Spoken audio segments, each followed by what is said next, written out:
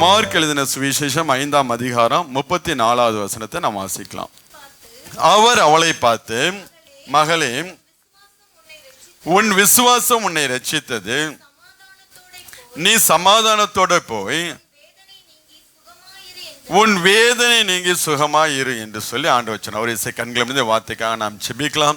எங்களை நேசிக்கிற நல்ல தகப்பனே, பார்மையான இந்த நாளுக்காக நன்றியோடு துதிக்கிற ஆண்டவரே, இந்த நாளை என்னுடைய கருத்தில் ஒப்புக்கிடுதை செபிக்கிற ஆண்டவரே, நாங்கள் கேட்ட வார்த்தையின்படி ஆண்டவரே, வாசித்த வார்த்தையின்படி ஆண்டவரே, எங்களை சமாதானத்தோடு அனுப்புகிற நல்ல கர்த்தர் ஆண்டவரே, எல்லா வேதனைகளையும் நீக்கி நாங்களும் சுகமாய் இருக்கும்படியாக எங்களுடைய வாழ்க்கையில் அற்புதங்களை செய்யக்கூடிய நல்ல தேவன், நாளை உங்களுடைய வார்த்தையை கொண்டு எங்களோடு நீர் பேசும்படியாக செபிக்கிறேன். எல்லா தடைகளையும் மாற்றிப்படுங்க. கேட்கக்கூடிய ஒவ்வொரு பிள்ளைகளுடைய இருதயத்தையும் உடைய கரத்தில் ஒப்புக்கிடுதை செபிக்கிறோம். ஆண்டவரே, நூறத்தனையான பலனை கொடுக்கும்படியாய் நாங்கள் செபிக்கிறோம். அடிமை உடைய கரத்தில் ஒப்பு கொடுக்கிறோம்ப்பா.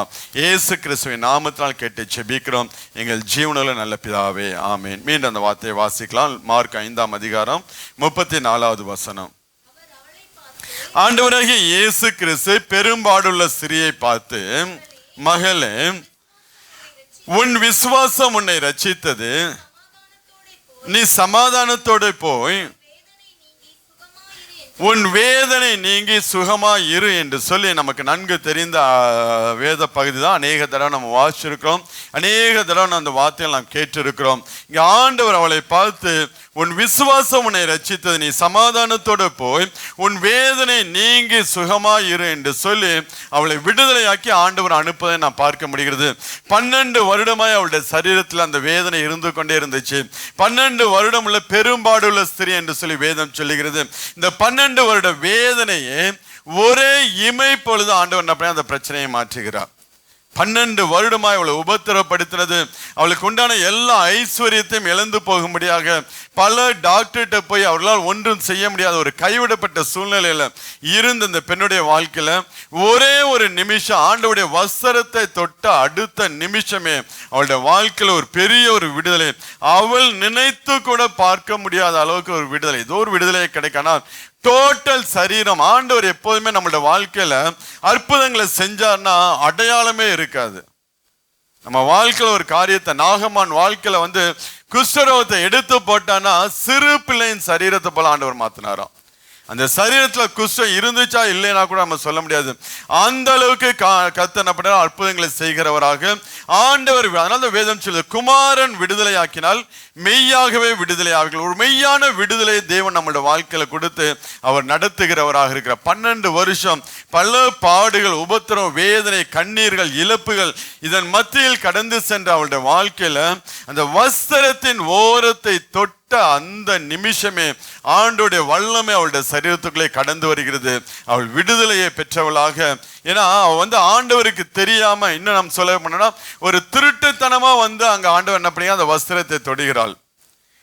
தொட்டுட்டு திரும்பி போறா. அவளுக்கு இன் ஃபியூச்சர்ல இதே ப்ராப்ளம் ரிப்பீட் ஆனிச்சுன்னா ஒருவேளை அவளுக்குள்ள சந்தேகம் வரும், நம்ம சரியான ஒரு விடுதலையை பெற்றுக்கொண்டோமா, ஆண்டோடைய வஸ்திரத்தை மாத்திரம் நம்ம தொட்டோமே, அவருக்கு தெரியாம நம்ம இந்த காரியத்தை செஞ்சிருமே என்று சொல்லி தன் மனதில் எந்த ஒரு குற்ற உணர்வு வரக்கூடாது என்பதற்காக தான் ஆண்டவர் அவளை அங்க தேடும் போது அவளை தேடினாள் என்று இருக்கும். என்னை தொட்டது யார் என்று சொல்லி அந்த பெண்ணை தேடினாள் என்று சொல்லி வசனம் சொல்லும். இப்ப அந்த மகளை அழைத்து ஆசீர்வதித்து, இனி இந்த வேதனை உன் வாழ்க்கையில வரவே வராது, நீ நிம்மதியா சந்தோஷமாய் சமாதானமா இரு என்று சொல்லி ஆண்டவர் அவளை ஆசீர்வதித்து அனுப்புவதை நாம் பார்க்க முடியும். இப்ப ஆண்டவர் ஒரு காரியத்தை செஞ்ச முறைப்படி செய்வார். அது கரெக்டா, கிளியர் அண்ட் கரெக்டா ஆண்டவர் செஞ்ச அந்த காரியங்களை நம்மளுடைய வாழ்க்கையில நடத்துகிறவராக இருக்கு. அப்படிதான் அந்த பெரும்பாடுள்ள ஸ்திரீட வாழ்க்கையில ஆண்டவர் 12 வருஷமாய் ராத்திரி பகலா 24 hours அவளுடைய சரீரத்தில் அந்த வேதனையை ஒரே இமை பொழுது எடுத்து போட்டாருங்க.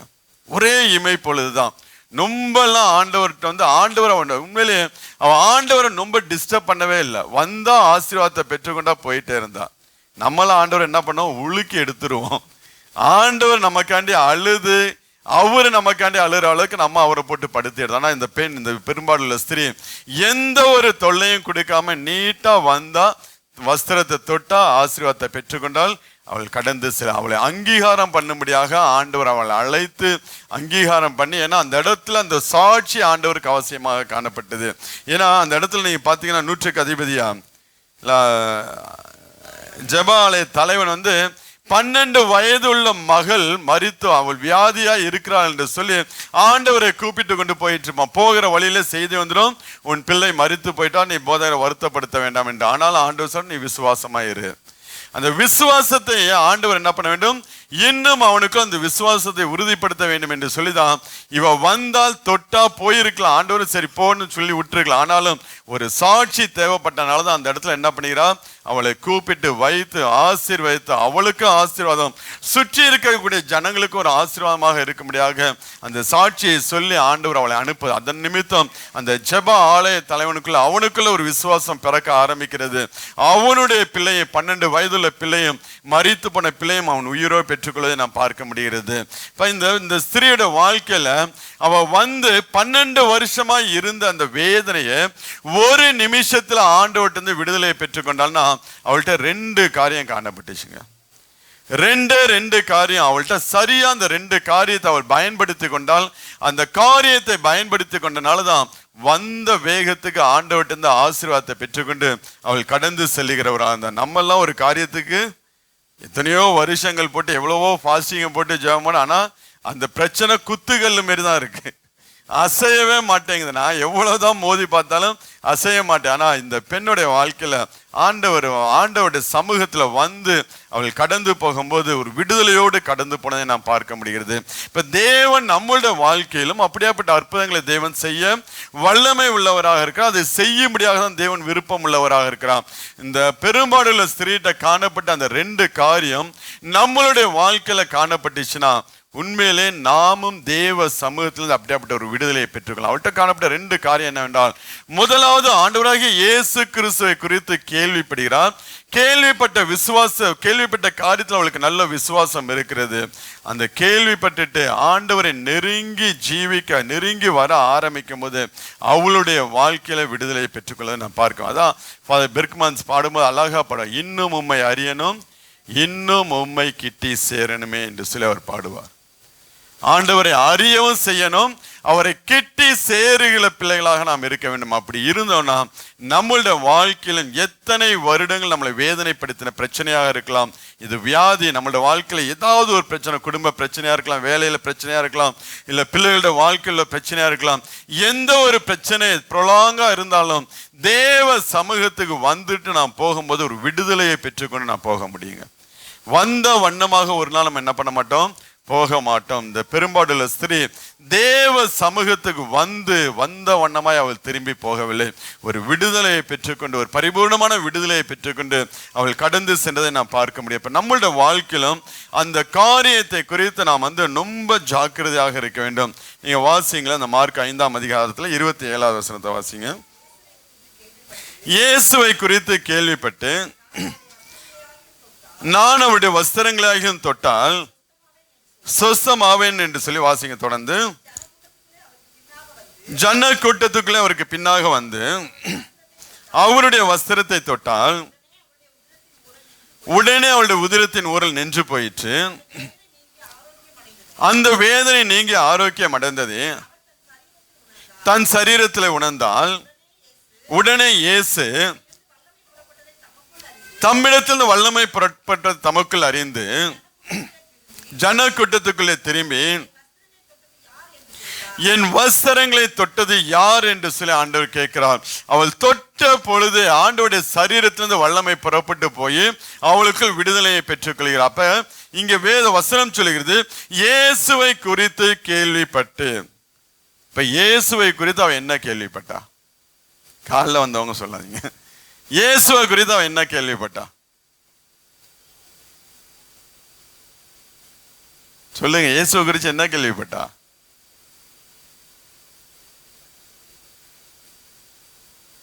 ஆண்டவராகிய இயேசு கிறிஸ்துடைய வல்லமையை குறித்து கேள்விப்பட்டா. அவ எந்த காரியத்தை கேள்விப்பட்டாலோ அந்த காரியத்துல விசுவாசம் வைத்து ஆண்டவரை தொடும்போது அந்த வல்லமை அவளிடத்திலிருந்து புறப்பட்டு அவளுக்குள்ளே கடந்து வருகிறது. நீங்க என்ன இயேசு கிறிஸ்துவை குறித்து கேள்விப்பட்டிருக்கீங்க? அவ வல்லமையை குறித்து கேள்விப்பட்டா, வல்லமையை பெற்றுக்கொண்டா, விடுதலை பெற்றா. நீங்க என்ன இயேசு கிறிஸ்துவை குறித்து கேள்விப்பட்டிருக்கீங்க? அது தெரிஞ்சா நான் ஏன் இங்க இருக்கேங்கிறீங்களா? நாம் இயேசு கிறிஸ்துவை குறித்து எந்த அளவுக்கு நாம் தெரிந்து கொள்கிறோமோ அந்த அளவுக்கு நாம் எதையெல்லாம் அவருடைய நாமத்தை பற்றி நாம் அறிந்து கொள்கிற பிள்ளைகளாக, அவருடைய சுபாவங்கள், அவருடைய குணாதிசயங்கள் எல்லாம் நாம் எந்த அளவுக்கு நாம் கற்றுக்கொள்கிறோமோ அந்த அளவுக்கு அந்த வார்த்தைகள், அந்த நாமம் நம்மளுடைய வாழ்க்கையில ஆசீர்வாதத்தை கொண்டு வருங்க. கேள்விப்பட்ட ஒரு காரியத்தை, ஆண்டவராகிய இயேசு கிறிஸ்துவின் வல்லமையை குறித்து கேள்விப்பட்டா அந்த வல்லமையின் மேல் விசுவாசத்தை வைத்தால், அந்த விசுவாசத்தோடு வந்து வஸ்திரத்தை தொட்டால் அந்த வல்லமையை பெற்றுக்கொண்டால், இப்ப நம்ம என்ன ஆண்டவரை பற்றி நாம் அறிந்து கொள்கிறோமோ, ஆண்டவரை பற்றி நாம் புரிந்து கொள்கிறோமோ, ஆண்டவரை பற்றி நாம் எதை நாம் கேள்விப்படுகிற பிள்ளைகளாக இருக்கிறோமோ அந்த காரியம் நம்மளோட வாழ்க்கையில ஆசீர்வாதத்தை கொண்டு வருங்க. இன்னைக்கு நமக்கு எந்தெந்த காரியத்தில் நமக்கு ஆசீர்வாதம், விடுதலை வேண்டும் என்று சொல்லி நாம் நினைக்கிறோமோ, இன்னும் நாம் அவரை அறிகிற அறிவில் வளருகிற பிள்ளைகளாக, ஆண்டவராகிய இயேசு கிறிஸ்து ஆலோசனை கர்த்தர் என்று சொல்லி அந்த நாமத்தை நல்லா நீங்க தியானம் பண்ண ஆரம்பிச்சீங்கன்னா ஆண்டவருடைய ஆலோசனை எல்லாம் உங்களோட வாழ்க்கையில வெளிப்பட ஆரம்பிக்கும். அவர் ஐஸ்வர்ய சம்பன்னர் என்று சொல்லி அந்த நாமத்தை குறித்து நீங்க நல்லா மெடிடேட் பண்ண, அந்த நாமத்தை தியானம் பண்ண ஆண்டவர் உங்க வாழ்க்கையில கூடிய எல்லா குறைவுகளை நிறைவாக்கி உங்களையும் ஐஸ்வர்யனா தேவன் மாற்றுகிறவராக இருக்கிறார்.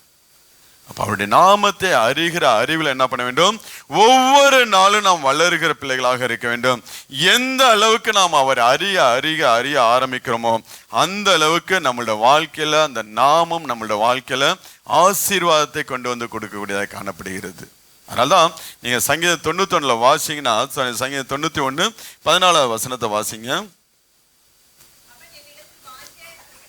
அவனின் இடத்தில் வாஞ்சியா இருக்கிறபடினால் அவனை விடுவிப்பேன், என் நாமத்தை அவன் அறிந்திருக்கிறபடினால் அவனை உயர்ந்த அடைக்கலத்தில் வைப்பேன். என் நாமத்தை அவன் அறிந்திருக்கிறபடினால் அவனை உயர்ந்த அடைக்கலத்தில் வைப்பேன் என்று சொல்லி ஆண்டவர் சொல்ல நான் பார்க்க முடியப்ப. ஆண்டவராகிய இயேசு கிறிஸ்துடைய நாமத்தை குறித்து நாம் அறிய நம்மளுடைய வாழ்க்கையில அந்த நாமத்துக்கு உண்டான ஆசீர்வாதம் நம்மளுடைய வாழ்க்கையில கடந்து வருங்க. அதனால்தான் ஒவ்வொரு நாளும் வேதத்தை வாசிக்கணும். ஒவ்வொரு நாளும் என்ன பண்ண வேண்டும்? நாம் வேதத்தை வாசிக்கிற பிள்ளைகளாக, ஆண்டவரை பற்றி நாம் அறிந்து கொள்கிற பிள்ளைகளாக இருக்கணும். பேதுரு சொல்லும் போது 2 பேதுரு 3:18 வசனத்தை வாசிங்களேன். 2 பேதுரு 3:18 நம்முடைய கர்த்தரும் இரட்சகருமாகிய இயேசு கிறிஸ்துவின் கிருபையிலும் அவரை அறிகிற அறிவிலும் வளருங்கள். அந்த வளர்ச்சி தாங்க நம்மளோட வாழ்க்கையில் என்ன பண்ணும்? ஒரு ஆசீர்வாதத்தை கொண்டு வந்து கொடுக்கும். போன வாரம் நம்ம ஒரு நல்ல ஒரு வார்த்தையை நம்ம தியானம் பண்ண. என்ன வார்த்தை? தேவன் எல்லாவற்றையும் என்ன பண்ணுகிறார்? அளந்து பார்க்கிறார். உங்களுடைய ஆவிக்குரிய வளர்ச்சியும் தேவன் என்ன பண்ணுகிறார்? அளந்து பார்க்கிறார். அவரை அறிகிற அறிவுல எந்த அளவுக்கு நீங்க வளர்ந்துக்கிறீங்க என்று சொல்லி தேவன் அளந்து பார்க்கிறவராக இருக்கிறார். அவரை அறிய அந்த நாமத்துக்கு நாம் கீழ்ப்படிய ஆரம்பிக்கும் போது, அந்த நாமத்தை நாம் விசுவாசிக்க ஆரம்பிக்கும் போது அந்த நாமத்தில் உள்ள மகத்துவம், அந்த நாமத்தில் உள்ள அற்புதங்கள், அந்த நாமத்தில் உள்ள அதிசயங்கள் நம்மளோட வாழ்க்கையில் அற்புதங்களை செய்யும். இதுதான் அந்த பெரும்பாடுள்ள ஸ்திரீ செஞ்சா. ஆண்டவரை குறித்து கேள்விப்பட்டா, வல்லமையுள்ள தேவன் என்று சொல்லி கேள்விப்பட்டா, அந்த நாமத்தை அவள் இன்னும் விசுவாசிக்க ஆரம்பித்தாள். அந்த விசுவாசத்தோடு வந்து வஸ்திரத்தை தொடும்போது அந்த வஸ்திரத்திலிருந்து வல்லமை புறப்பட்டு அவளுக்குள்ள விடுதலையை கொடுத்ததை நாம் பார்க்க முடிகிறது. இப்ப நாமும் ஒவ்வொரு நாளும் தேவனை அறிய வேண்டும். ஆண்டவர் மோசேயை பார்த்து சொல்லுவார். யாத்திராகமம் 6:1 வரை உள்ள வசனத்தை வாசிங்களேன். அப்பொழுது கர்த்தர் மோசேயை நோக்கி, நான் பார்வோனுக்கு செய்வதை இப்பொழுது காண்பாய். பலத்த கையை கண்டு அவர்களை போகவிட்டு, பலத்த கையை கண்டு அவர்கள் தன் தேசத்திலிருந்து துரத்தி விடுவான் என்றார். மேலும் தேவன் மோசேயை நோக்கி, நான் யெகோவா சர்வ வல்லமையுள்ள தேவன் என்ற நாமத்தினால் ஆபிரகாமும் ஈசாக்கும் யாக்கோபுக்கும் தரிசனமானேன். ஆனாலும் யெகோவா என்ற நாமத்தினால் நான் அவர்களுக்கு அறியப்படவில்லை. சர்வ வல்லமையுள்ள தேவன் என்று சொல்லி 4வது வசனத்தை கூட வாசிங்க. அவர்கள் பரதேசிகளை தங்கின தேசமாகிய கானான் தேசத்தை அவர்களுக்கு கொடுப்பேன் என்று நான் அவர்களோடு என் உடன்படிக்கையும் ஏற்படுத்தி இருக்கிறேன். சர்வ வல்லமையுள்ள தேவன், என்னால எல்லாவற்றையும் செய்ய முடியும் என்று சொல்லி ஆண்டவர் அந்த நாமத்தில் அவர்களுக்கு வெளிப்படுத்தி நல்ல நல்ல வாக்கு தத்தங்களை தேவன் கொடுத்தார். ஆபிரகாம், ஈசாக்கு, யாக்கோபுக்கு நல்ல வாக்கு தத்தங்களை கொடுத்து விட்டு தேவன் கடந்து சென்றால் அந்த வாக்கு தத்தங்களை நிறைவேற்ற யெகோவா என்னும் நாமத்தில் தேவன் வெளிப்பட ஆரம்பிச்சார். ஆனாலும் ஆபிரகாம் அவன் தீர்க்கதரிசியாச்சு, ஆண்டவரோடு நடக்கக்கூடிய மனுஷன், யெகோவா ஈரனி எல்லாவற்றையும் பார்த்து கொள்கிற தேவன் என்று சொல்லி அந்த நாமம் ஆண்டவர் அவனுக்கு தெரியப்படுத்துறதுக்கு முன்பதாகவே அவன் ஆவியில உணர்ந்தவனாக அந்த நாமத்தை சொல்லி தேவனை துதிக்கிற ஒரு மனுஷனாய் காணப்பட்டான். ஆனாலும் யெகோவா சர்வ வல்லமையுள்ள தேவன் என்று சொல்லி வாக்குத்தத்தம் பண்ணின தேவன் யெகோவா என்னும் நாமத்தினாலே அவர்களுக்கு அந்த வார்த்தைகளை எல்லாம் நிறைவேற்றும்படியாக, அந்த வாக்குத்தத்தமான அந்த தேசத்தை அவள் சுதந்திரித்துக் கொள்ளும்படியாக தேவன் அந்த நாமத்தை அவளுக்கு வெளிப்படுத்த ஆரம்பிச்சார். அதனால்தான் மோசே நீங்க அமலேக்கியர் விரோதமாக யுத்தம் பண்ணிட்டு அங்க ஜெயிக்கும் போது யெகோவா நிசியே என்று சொல்லி அங்க ஆண்டவர் ஒரு நாமத்தை குறித்து சொல்லி ஆண்டவருடைய நாமத்தை அவன் மகிமைப்படுத்த நாம் பார்க்க முடிகிறது. இப்ப நம்மளுடைய வாழ்க்கையிலும் ஆண்டவரை குறித்து நாம் எந்த அளவுக்கு அறிய ஆரம்பிக்கிறோமோ அந்த அளவுக்கு நாம் தேவ சமூகத்திலிருந்து ஆசீர்வாதத்தை பெற்றுக்கொள்ள முடியுங்க. நமக்கு வேண்டிய எல்லா ஆசீர்வாதமும் இந்த வேதத்துக்குள்ளதான் இருக்கு. ஆனா இதை விட்டுட்டு தான் நம்ம என்ன பண்ணிடுறோம், அங்கேயும் இங்கேயும் ஓடிக்கிட்டு இருக்கோம். இந்த வேதத்திலிருந்து ஆசீர்வாதத்தை பெற்றுக்கொள்ளாம இந்த வேத பொக்கிஷத்திலிருந்து நாம் வாக்குத்தத்தங்களை எடுத்து நாம் ஜெபம் பண்ணி அதை விசுவாசித்து நாம் ஆசீர்வாதங்களை பெற்றுக்கொள்ளலாம். நம் வாழ்க்கை ஆசீர்வதிக்கப்பட முடியாது, குடும்பம் ஆசீர்வதிக்கப்பட முடியாது, நம்மளுடைய பிள்ளைகளுடைய எதிர்காலங்கள் ஆசீர்வதிக்கப்பட முடியாது. அநேக காரியங்கள் நாம் செய்கிற பிள்ளைகளாக இருக்க வேண்டும். நாம் செய்ய வேண்டியது ஒன்னே ஒண்ணுதாங்க, இந்த வார்த்தையை ஒவ்வொரு நாளும் நாம் தியானம் பண்ணி ஒவ்வொரு நாளும் இந்த வார்த்தைகளை மெடிடேட் பண்ணி அந்த வார்த்தைக்குள் அந்த வார்த்தை நமக்குள்ளே போக போக போக நம்மளிடத்துல இருந்து ஆசீர்வாதம் வெளியே வர ஆரம்பிக்குங்க. வேற எங்கேருந்து ஆசீர்வாதம் நமக்கு வராது. நம்ம அங்கங்கே நம்ம ஓடிக்கிட்டு தான் இருப்போம். அதை இதை செய்யலாம், அதுல இன்வெஸ்ட் பண்ணலாம் என்று சொல்லி ஒவ்வொரு காரியத்தை நம்ம பண்ணி கொண்டு இருப்போம். ஆனா அந்த வார்த்தை நமக்குள்ள உள்ளே போனிச்சுன்னா உள்ள போகிற வார்த்தை என்ன பண்ணும், நம்மளோட வாழ்க்கையில் இருக்கக்கூடிய எல்லா ஆசீர்வாதங்களையும் அதை எடுத்து வெளியே கொண்டு வரும். இந்த வார்த்தை உள்ள போனாதான் நமக்குள்ள இருக்கக்கூடிய ஞானம், நமக்குள்ள இருக்கக்கூடிய திறமை, நமக்குள்ள தேவன் என்னென்ன கிருபைகளை வைத்திருக்கிறார் என்று சொல்லி நம்மளால புரிந்து இந்த வார்த்தை உள்ள போகும்போது இருக்கக்கூடிய எல்லாவற்றையும் அதை அப்படியே எக்ஸ்ப்ளோர் பண்ண ஆரம்பிக்கும். இந்த வார்த்தை உள்ள போகாத வரைக்கும் நமக்குள்ள என்னென்ன காரியங்களை தேவன் நமக்குள்ள இன்னைக்கு வாசி அந்த சங்கீதம் 31:19 வாசிங்க. உமக்கு பயந்தவர்களுக்கும் மனுபுத்திரருக்கு முன்பதாக உம்மை நம்புகிறவர்களுக்கும் நீர் உண்டு பண்ணி வைத்திருக்கிற உம்முடைய நன்மை எவ்வளவு பெரிதா இருக்கிறது. அவ்வளவு பெரிதான ஒரு ஆசீர்வாதத்தை தேவன் ஒவ்வொரு பிள்ளைகளுக்கும் ஆண்டவராகிய இயேசு கிறிஸ்துவின் நாமத்தில் அவருடைய இரத்தத்தினால பாவங்களை அறிக்கை செய்து பாவ மன்னிப்பை நிச்சயத்தை பெற்றுக்கொண்டு அவரோடு உடன்படிக்கை பண்ணின ஒவ்வொரு பிள்ளைகளோட வாழ்க்கையிலும் ஆண்டவர் வைத்திருக்கிற நன்மை பெரிதாய் இருக்கிறதுங்க. இந்த பெரிய நன்மையை நீங்கள் புரிந்து கொள்ள வேண்டும், பெற்றுக்கொள்ள வேண்டும். இது உங்களுக்குள்ள தேவன் எப்படி வைத்திருக்கிறார் அறிந்து கொள்ள வேண்டும் என்றால் இந்த வேத வசனம் உள்ள போகணும். இதுதான் கீ. உங்களுக்கு உங்க ஆசீர்வாதத்தின் திறவுக்குள் இது வேத வசனம். இந்த வேத வசனம் உள்ளே போகும்போது நமக்குள்ள புதைந்து கிடக்கக்கூடிய, அதான் ஏசாயா 43 சொல்லுவார் பத்தி, ஏசாயா 43 சொல்லுவார்கள், அவர் இரும்பு தாழ்பால்களை முறித்து வெண்கல கதவுகளை உடைத்து இருப்பு தாழ்பால்களை முறைத்து அந்தகாரத்தில் இருக்கிற பொக்கிஷங்களையும் ஒளிப்பிடத்தில் இருக்கிற புதையல்களையும் உனக்கு கொடுப்பேன் என்று சொல்லி. இது எங்க இருக்குன்னா நமக்குள்ளதான் இருக்கு. இது வெளியில இல்ல. உங்களை இனிமே தான் ஆண்டவர் வெளியிலிருந்து ஒரு ஆசீர்வாதத்தை கொண்டு வந்து ஆசீர்வதித்து உங்களை எடுத்து எல்லாவற்றையும் அவர் நமக்கு நினைத்திருக்கிற நன்மை பெரிதா இருக்கு என்று சொல்லி சங்கீதக்காரன் சொல்ல போல எல்லாவற்றையும் தேவன் நமக்குள்ள வைத்திருக்கிறார். இந்த ஆத்துமாக்குள்ள போக வேண்டிய வேத வசனம் போனிச்சுன்னா வர வேண்டிய ஆசீர்வாதம் எல்லாம் ஆட்டோமேட்டிக்கா வெளியில வந்துருங்க. கிவ் அண்ட் டேக்கன் பாலிசி தான் ஆண்டவருடைய ஒரே பாலிசி. கிவ் அண்ட் டேக்கன் தான். கொடுத்தீங்கன்னா நீ வாங்கிக்கலாம், கொடுக்கலன்னா கொடுக்க மாட்டாரு. எல்லாத்துக்குமே அப்படிதான். Give and take. நாம் நேரத்தை நாம் தேவ சமூகத்துல கொடுக்க ஆரம்பிச்சோம்னா அந்த நேரத்தை எல்லாம் தேவன் நமக்கு ஆசீர்வதிச்சு கொடுப்பார். நான் எப்பவுமே சொல்றது, அதிகாலையில எந்திரிச்சு 1 மணி நேரத்தை தேவனுக்கு கொடுத்துட்டீங்கன்னா 23 மணி நேரமும் ஆசீர்வதிச்சு கொடுப்பாரு. அந்த 1 மணி நேரம் கொடுக்காம நம்ம ஸ்டார்ட் பண்ணணும் வச்சுங்களேன், 24 மணி நேரம் நமக்கு எப்படி இருக்கும்? அந்த டென்ஷன், அந்த ப்ரெஷர் இருந்துகிட்டே தான் இருக்கும். 1 மணி நேரம் கொடுத்துட்டீங்கன்னா 23 மணி நேரத்தை ஆண்டவர் ஆசீர்வதிச்சு கொடுத்தா எவ்வளவு பிரச்சனைகள் பாடுகள் வந்தாலும் அதை எல்லாம் நம்ம சுலபமாய் தாண்டி போகும்படியாக ஆண்டவர் நம்மளை நடத்துகிறவராக இருப்பார். அப்ப இந்த வேத வார்த்தை உள்ளே போக போக போக நமக்குள்ள இருக்கக்கூடிய பொக்கிஷங்கள் எல்லாம் வெளியில வருங்க. நம்ம இதை விட்டுட்டு தான் நம்மளுடைய பொக்கிஷம் எங்க இருக்குன்னு சொல்லி நம்ம ஊரா என்ன பண்ணிட்டு இருக்கோம்? நாடோடி கூட்டமா தேடிட்டு இருக்கோம். இந்த வசனம் உள்ளே போகும்போது, இந்த வார்த்தையை குறித்து நாம் கேள்விப்பட ஆரம்பிக்கும் போது, அந்த வார்த்தை நம்மளுடைய வாழ்க்கையில அற்புதங்களை செய்கிறது. ஒவ்வொரு பரிசுத்தவான்கள் ஒவ்வொரு நாமத்தை சொல்லி தேவனை அவர்கள் மகிமைப்படுத்த. ஆனா சங்கீதக்காரன் தாவீது அவன் ஒரே வார்த்தையில முடிச்சுட்டு, அவன் 138 8வது வசனத்தை சொல்லுவான், கர்த்தர் எனக்காக யாவையும் செய்து முடிப்பார். ஒரே வார்த்தையில சொல்லிட்டு போயிட்டான்.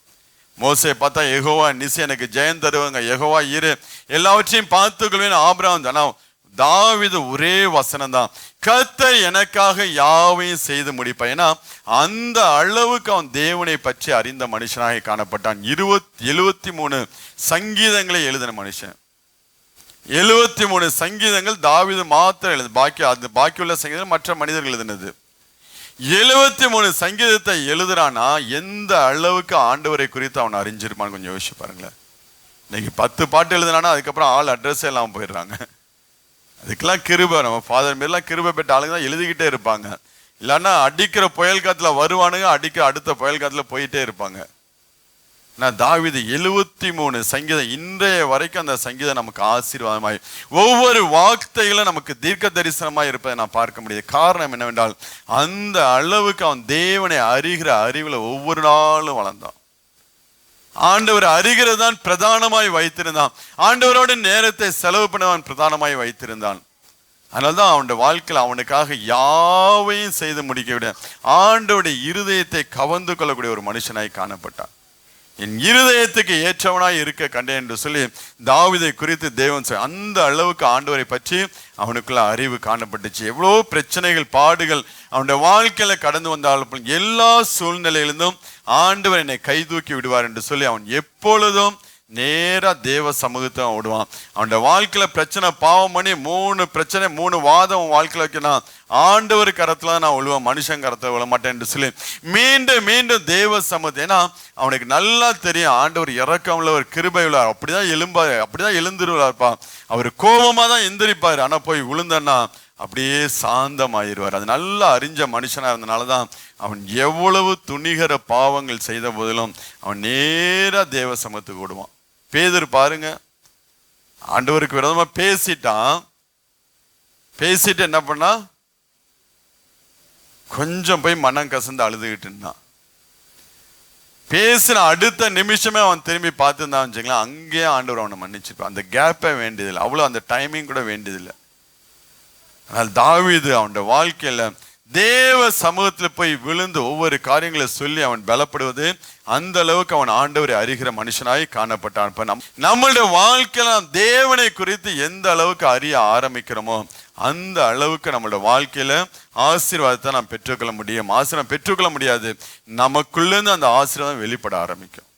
பெற்றுக்கொள்ளனா வெளியிருந்து கொண்டு வந்து கொடுக்கணும். ஆண்டவர் எல்லாவற்றையும் நமக்குள்ளதான் வைத்திருக்கிறேங்கிறாரு.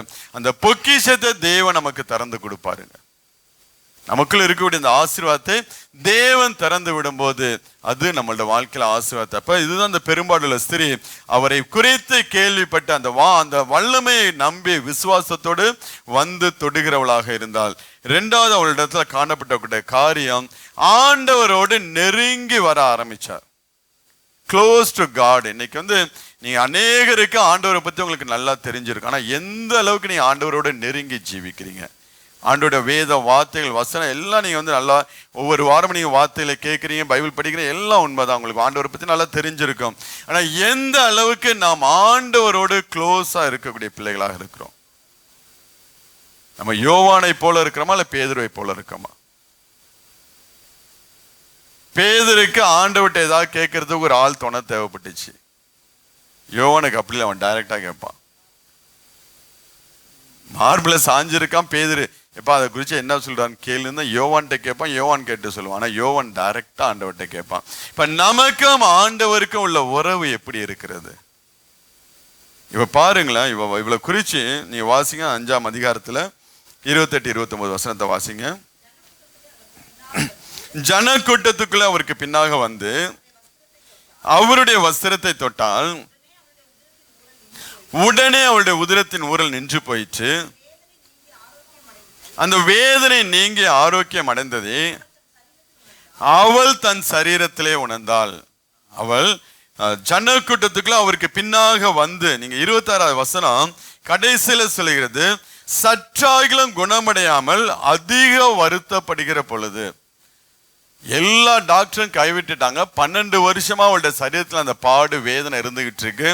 நாளாக நாளாக நாளாக சரீரம் பலவீனப்பட்டு கொண்டிருக்கிறது. அதான் சொல்லுகிறது, அதிக வருத்தப்படுகிற பொழுது ஆண்டவரோடு நெருங்கி நடக்க ஆரம்பிச்சாங்க. அதிக வருத்தப்படுகிற போது நமக்கு ஒரு தலைவலி வந்தாலும் என்ன பண்ணிடுவோம்? இழுத்து போத்தி நம்ம படுத்து தூங்கிடுவோம். அன்னைக்கு ஜபமும் இருக்காது, பைபிள் படிக்கிறதுக்காக ஆராதனை எதுவும் இருக்காது. உடம்பு நல்லாட்டும் அப்புறம் பார்த்துக்கலாம். ஆனால் அதிகமாய் வருத்தப்படுகிற போது, தன் சரீரத்துல வேதனை 24 hours இருந்து கொண்டிருந்த போதிலும், என்னைக்கு ஆண்டவரை குறிச்சு கேள்விப்பட்டாலும் அன்னைக்கே ஒரு தீர்மானத்தை எடுத்துட்டா, வாழ்ந்தா இவரோட தான் வாழணும், இவரோடு நெருங்கி ஜீவிக்கணும், இல்லைன்னா நமக்கு வேணாம்னு சொல்லிட்டு தான் அந்த பலவீனத்தையும் பொருட்படுத்தாம அவ்வளவு ஜனக்கூட்டம் இருக்கிற இடத்துல அவள் கடந்து செல்கிறார். நீ அந்த அந்த அந்த நேரத்துல அவளுடைய மென்டாலிட்டி எப்படி இருக்கும் கொஞ்சம் யோசிச்சுப்பேன். நமக்கு கொஞ்சம் பலவீனமானாலே பிள்ளைங்க சத்தம் போட்டாலும் என்ன பண்ண, நமக்கு எரிச்சல் தான் வரும். அவ்வளவு ஜனக்கூட்டங்கள் இருக்கிற மத்தியில் அவ்வளவு வேதனையான நேரத்துல போய் தொடுவோமா, தொட முடியாதா, ஒன்னும் தெரியாது, யாரும் உதவி செய்வாங்களா ஒன்னும் தெரியாது. ஆனாலும் இவள் கடந்து போகிறாள். அவளுக்கு பின்னாக போய் எப்படியாகிலும் அந்த வஸ்திரத்தை தொட வேண்டும், எப்படியாகிலும் நான் ஆண்டவரோடு நெருங்கி ஜீவிக்க வேண்டும் என்று சொல்லி அவள் கடந்து வரும்போது, அந்த நெருங்கி வர வர வர அவளுக்குள்ள விசுவாசம் அதிகமாகிறது. வந்து தொட்ட அடுத்த நிமிஷமே ஆண்டவர்கிட்ட வல்லமை வருதுங்க. ஆண்டவரே அதை எதிர்பார்க்கல, அவளுடைய விசுவாசம் ஆண்டவரே அசைக்க ஆரம்பிச்சார். அதனால உன் விசுவாசத்தின்படியே உனக்கு உன் விசுவாசம் உன்னை ரட்சித்தது என்று சொல்லி ஆண்டவர் சொல்லுகிறார். என்னுடைய வல்லமை உன்னை ரட்சித்தது, உன் விசுவாசம் உன்னை ரட்சித்தது. அதுதான் ஃபவுண்டேஷன். அவளுக்குள்ள எலும்பின அந்த 2 காரியம் தான் ஆண்டவர்கிட்ட வல்லமையை பெற்றுக்கொள்வதற்கு உண்டான ஒரு ஃபவுண்டேஷன். அப்ப அந்த க்ளோஸ்டுக்கு யாரால ஆண்டவரோட நெருங்கி நடக்க முடியாது, ஆண்டவரை நெருங்கி ஜீவிக்க முடியாதுன்னா, நீங்க வாசிங்கன்னா லூக்கா 18ஆம் அதிகாரம் 13ஆவது வசனத்தை வாசிங்க. லூக்கா 18:13. ஆயக்காரன் தூரத்திலே நின்று தன் கண்களை வானத்துக்கு ஏறெடுக்க துணியாமல் தன் மார்பிலை அடித்துக்கொண்டு, தேவனே பாவியாகிய என் மேல் கிருபையாயிரும். தூரமாய் நின்று கொண்டு, ஏன் அவன் சொல்லுகிறான், பாவியாகிய என் மேல் நீ கிருபையாயிரும். எந்த ஒரு மனுஷன் இன்னும் பாவத்திலேயே கிடக்கிறானோ, தான் விட்டு வந்த பழைய பாவத்திலே அவன் நின்று கொண்டிருக்கிறானோ, அந்த மனுஷன் தான் என்ன பண்ணுவான், தூரத்துல நின்றுட்டு இருப்பாங்க. தன்னுடைய பாவ வாழ்க்கையும் தன்னுடைய சுபாவங்களை விடாம இன்னும் அந்த பிடித்து வைத்து கொண்டிருக்கிற மனுஷனா இருந்தா அவன் தான் ஆண்டவரை விட்டு தூரமா நிற்பான். தன் பாவங்களை விட்டு அறிக்கை செய்து விட்டு விடுகிற மனுஷனும் ஆண்டவரோடு நெருங்கி நடக்க ஆரம்பிப்பான். ஏன்னா அவனுக்குள்ள குற்ற உணர்வு இருக்காது. தன் வாழ்க்கையில் அந்த பாவங்களை அறிக்கை செய்தான், பாவ மன்னிப்பு நிச்சயத்தை பெற்றுக்கொண்டான். நான் ஆண்டவரோட கூட இருக்க முடியும், ஆண்டவரோட கூட என்னால் நெருங்க முடியும் என்று சொல்லி ஆண்டவரோடு நெருங்கி ஜீவிப்பானா. இன்னும் பாவத்தை வைத்து கொண்டே இருந்தோம் என்றால், இன்னும் அந்த பழைய பாவத்தில் நாம் கிடக்கிற பிள்ளைகளா இருந்தோம் என்றால், நமக்கும் ஆண்டவருக்கு எப்பொழுதும் ஒரு டிஸ்டன்ஸ் இருந்துகிட்டே இருக்குங்க. அந்த பாவம் தான் நம்மளோட வாழ்க்கையில ஒரு பெரிய ஒரு மதிலாக தடையாக நின்று கொண்டிருக்கும். நமக்கு ஆண்டவருக்கும் நாம் நெருங்க முடியாதபடிக்கு ஒரு தடையாக நின்று கொண்டிருக்கும். அதனால்தான் அவள் என்னைக்கு ஆண்டோடைய விசுவாசிக்க ஆரம்பிச்சாலும் எல்லாவற்றையும் தூக்கி தூர போட்டுட்டு எப்படி ஆகிலும் நான் ஆண்டவரை நெருங்கி சேர வேண்டும். எனக்கு அது ஒண்ணுதான் அவளுடைய மோட்டிவ். எல்லாம் எப்படி ஆகிலும் என் சரீரத்துல வியாதி பலவீனம் அதெல்லாம் எனக்கு பிரச்சனையே கிடையாது, எப்படி ஆகிலும் நான் அவரை நெருங்கி விட வேண்டும் என்று சொல்லி அவரை நெருங்கி போய் வஸ்திரத்தை தொடும்போது அவருடைய வஸ்திரத்திலிருந்து வல்லமை புறப்பட்டு வருகிறது. இன்னைக்கு நமக்கு ஆண்டவருக்கு எப்படி ரிலேஷன்ஷிப் எப்படி இருக்கு? ஒரு டிஸ்டன்ஸ் இன்னும் நம்ம மெயின்டைன் பண்ணிக்கிட்டு இருக்கோமா, இல்லை ஆண்டவரோடு க்ளோஸ் டு காடாக நாம் இருந்துகிட்டு இருக்கோமா? ஒன்று, நம்ம முதலாவது நம்ம ஆண்டவருடைய பற்றி நாம் கேள்விப்படணும். அந்த கேள்விப்பட்ட காரியத்தில் அது விசுவாசம் வைத்து நாம் ஆண்டவரோடு நெருங்கி நடக்க ஆரம்பிக்கும் போது, ஆண்டவரோடு நெருங்கி ஜீவிக்க ஆரம்பிக்கும் போது, தேவன் நம்மளோட வாழ்க்கையிலும் எத்தனை வருஷமா இந்த பிரச்சனை உங்களோட வாழ்க்கையில் இருந்தாலும் சரி, இமை பொழுது தேவன் மாற்றி போடுவார். ஒரு இமை பொழுது அந்த பிரச்சனை உங்களோட வாழ்க்கையை விட்டு விலகி போகுது. நீங்க எப்போதுமே நீங்க வேதத்துல பார்த்தீங்கன்னா, தூரத்துல இருந்து ஆண்டவர் எந்த மனுஷனையும் ஆசீர்வதிச்சதே கிடையாது. தூரத்துல இருந்து ஒரே ஒரு மனுஷன் லாசரை மாத்திரம் தான் தூரத்துல இருந்து நீ எழும்பி வா என்று சொல்லுவாங்க. மற்ற எல்லா மனிதரோட வாழ்க்கையில் நீங்க பாத்துங்க, ஒரு வாலிபனை என்ன பண்ணுவாங்க, பாடையில வச்சு எடுத்து கொண்டு போயிட்டு இருப்பாங்க. பாடையை தொட்டார் என்று சொல்லியிருக்கோம். பாடையை தொட்டு அந்த மகனை விடுதலை ஆக்கினார். 38 வருஷமா அந்த பெதஸ்தா குளத்துல கூட மனுஷன் அருகில் கடந்து போய் நீ குணமாக விரும்புகிறாய் என்று சொல்லி அவனுக்கு விடுதலை கொடுத்தான். சகையை மரத்து மேலே ஏறி நின்று கொண்டிருப்பான். அவன் அங்கே நின்னா சரி வராது என்று சொல்லி, இன்றைக்கு நான் உன்னோட உன் வீட்டில் தங்க போறேன் வா. ஆண்டவர் எப்பொழுதும் விரும்புறது ஒரு க்ளோஸ் ரிலேஷன்ஷிப்பை தான் தேவன் விரும்புகிறவராக இருக்கு. அவரோடு நாம் நெருங்கி நாம் இருக்க வேண்டும், அவரோடு நாம் நெருங்கி பழக வேண்டும் என்று சொல்லி தேவன் விருப்பம் உள்ளவராக இருக்கு. இதான் யோபுடைய நண்பன் யோபுவை பார்த்து சொல்லுவான். யோபு 22ஆம் அதிகாரம் 21 24 வரை உள்ள வசனத்தை வாசிங்க. நீ அவரோடு பழகி சமாதானமாயிரும், அதனால் உமக்கு நன்மை வரும். அவர் வாய் நின்று பிறந்த வேத பிரமாணத்தை ஏற்றுக்கொண்டு அவர் வார்த்தைகள் உடைய இருதயத்தில் வைத்துக் கொள்ள வேண்டுகிறேன். நீ சர்வ வல்லவரிடத்தில் மனம் திரும்பினால் திரும்ப கட்டப்படுவீர், அக்கிரமத்தை உமது கூடாரத்துக்கு தூரமாக்குவேன் என்று சொல்லி அவனுடைய நண்பன் சொல்வதை நான், யோபுடைய சிநேகிதன் சொல்வதை நான் பார்க்க முடியாது. அவன் சொல்லுவான், அவரோடு நீ நெருங்கி அவரோடு பழகி சமாதானமாயிரும், அதனால உனக்கு நன்மை. அவருடைய வாயிலிருந்து பிறந்த வேத பிரமாணத்தை ஏற்றுக்கொண்ட அந்த வார்த்தை உன்னுடைய இருதயத்தில் வைத்துக்கொள்ள வேண்டுகிறேன். இந்த 2 காரியத்தை அப்படியே நீங்க அந்த பெரும்பாடுள்ள ஸ்திரீ வாழ்க்கையில் அப்ளை பண்ணலாங்க. அவள் வேத வார்த்தைகள் ஆண்டவரை குறித்து கேள்விப்படுகிற காரியங்கள் எல்லாம் தான் இருதயத்தில் வைத்து கொண்டால் ஆண்டவரோடு நெருங்கி நிற்கும்படியாக அந்த இடத்துக்கு அவள் கடந்து போகிறவளாய் காணப்பட்டாள். அதனால்தான் இமை பொழுது அவளுடைய வாழ்க்கையில அந்த விடுதலையை பெற்றுக்கொண்டு அவள் கடந்து செல்லவராக இருந்தாள். இன்னைக்கு நம்ம எப்படி பழகிட்டு இருக்கோம்? நம்ம ஆண்டவரோட பழகணும்னா ஒரு மனுஷன் நம்ம வெறுக்கணும்.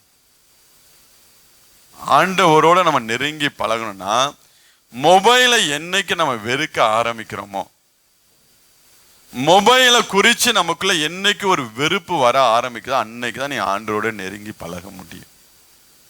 இல்லைன்னு வச்சுக்கலாம், நம்ம நேரத்தை எல்லாம் அந்த மொபைல் சாப்பிட்டு போயிட்டே இருக்கும். அதை எடுக்கும் போதே ஒரு வெறுப்பா, ஃபோன் பேசுறதுக்கு எடுக்கலாம், நியூஸ் கேட்கறதுக்கு எடுக்கலாம், பாக்கி உட்காந்து பாக்கி நேரத்தை செலவழிக்க நீங்க மொபைலை எடுக்கும் போதே உங்களுக்குள்ள ஒரு வெறுப்பு வரணும். வருதா?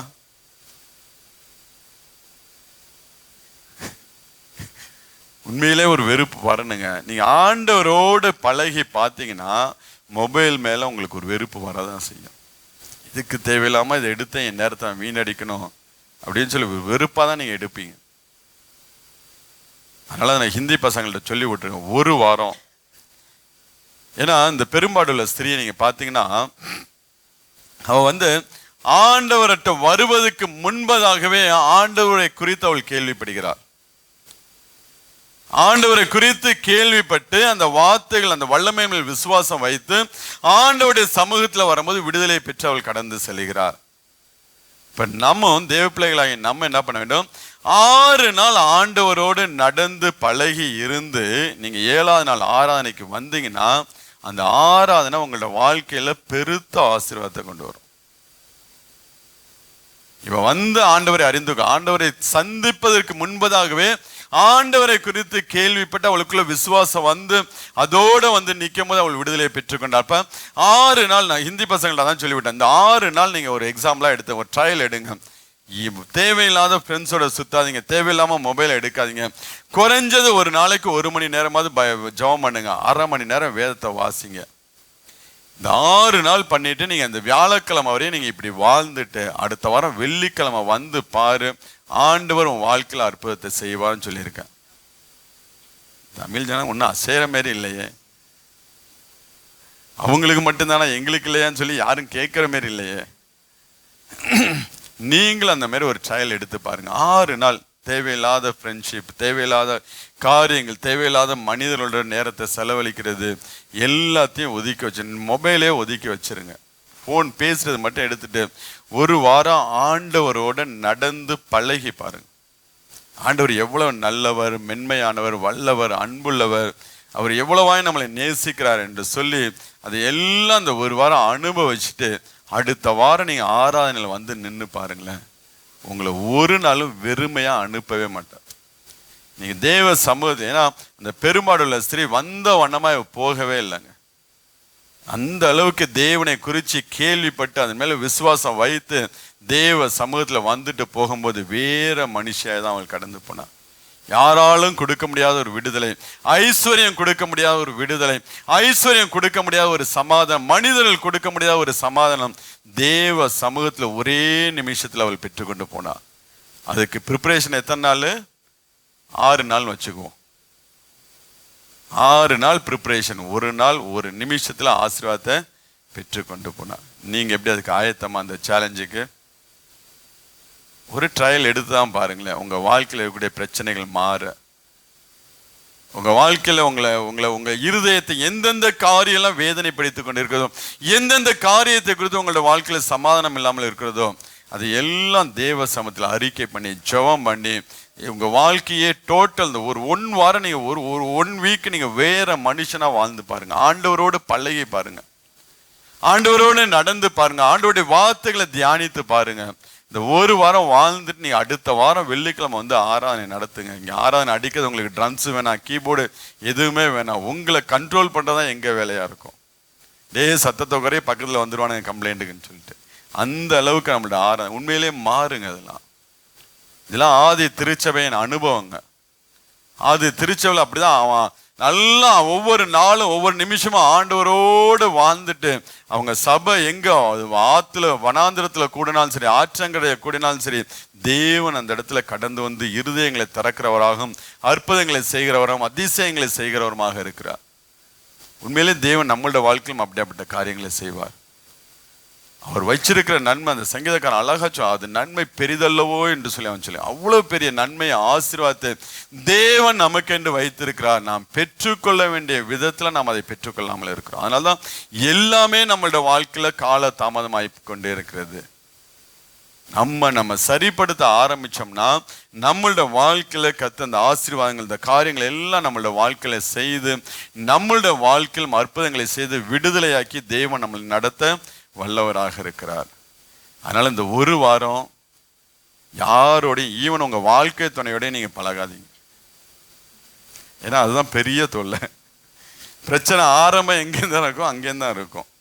தேவையில்லாம வாயை கொடுத்து வாங்கி கட்டிட்டு நம்ம மைண்ட் எல்லாம் நம்ம டிஸ்டர்ப் பண்ணி ஒரு வாரம் அம்மா நான் மௌன விரதம், யார்கிட்டையும் நான் பேச போறதில்ல, எந்த பிரச்சனையை குறித்து நான் பேசுறேன். நாங்களாம் வியாழக்கிழமை புதன்கிழமை ஆனதுக்கு அப்புறமே எந்த பிரச்சனையை பத்தி எதுவாக இருந்தாலும் சனிக்கிழமை அப்புறம் வச்சுக்குவோம்.